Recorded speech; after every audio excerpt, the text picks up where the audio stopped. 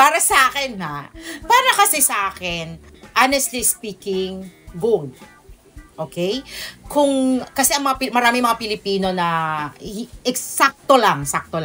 So gold kasi why? Bakit? Tanungin mo na rin ako kung bakit, why gold?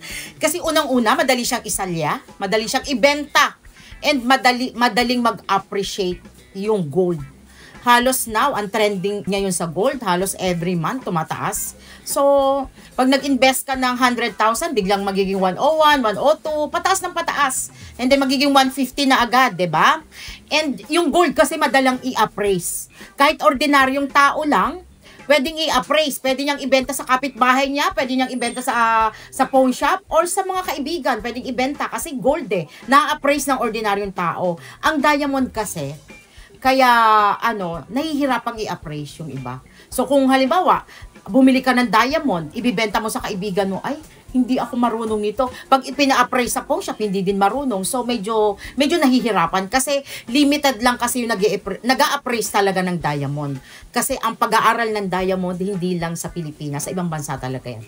Lalo na kung gusto mong matutunan yung pagbigay ng GIA certificate, sa abroad mo talaga pag-aaralan, hindi sa Pilipinas.